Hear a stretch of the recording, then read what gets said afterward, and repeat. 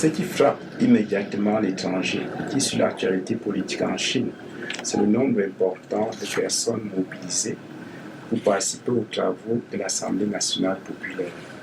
Environ 5000 élus sont mobilisés pour réfléchir sur les grandes orientations de la politique nationale. C'est presque inédit dans l'histoire. Cela prouve la vitalité de la politique en Chine, contrairement à ce que d'aucuns pourraient croire.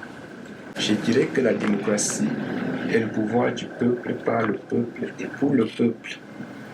Cette définition prosaïque étant rappelée, il importe de relever que les formes de démocratie sont nombreuses et varient d'un pays à un autre dans le monde entier. Autrement dit, il n'existe point de modèle unique de démocratie universellement applicable.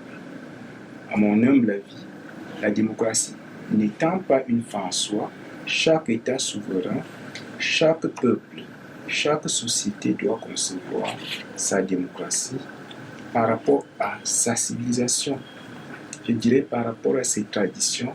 Bref, il me semble que c'est selon les préoccupations socio-économiques et culturelles que chaque pays doit définir son modèle de démocratie.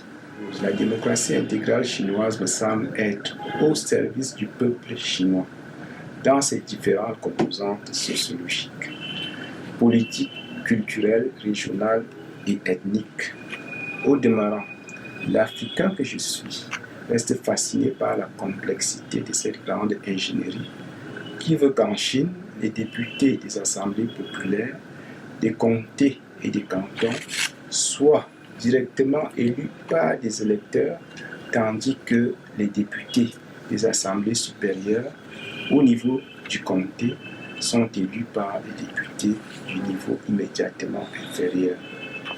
Les députés de l'Assemblée nationale populaire sont élus par les assemblées populaires des provinces, des régions autonomes et des municipalités relevant directement du gouvernement central.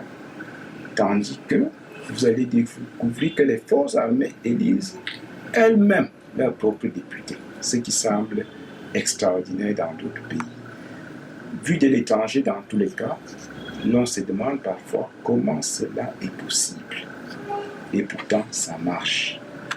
Les institutions fonctionnent bel et bien en Chine.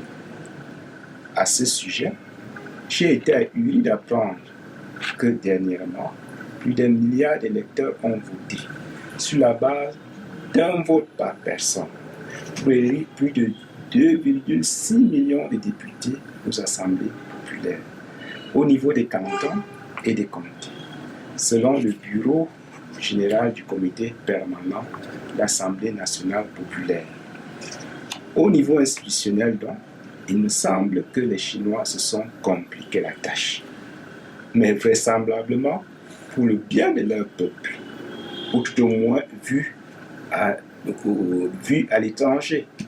C'est une leçon pour les pays du Sud, soucieux d'approfondir leur processus démocratique, en se fondant non sur des modèles classiques de démocratie, mais en se basant sur leur propre expérience historique et anthropologique.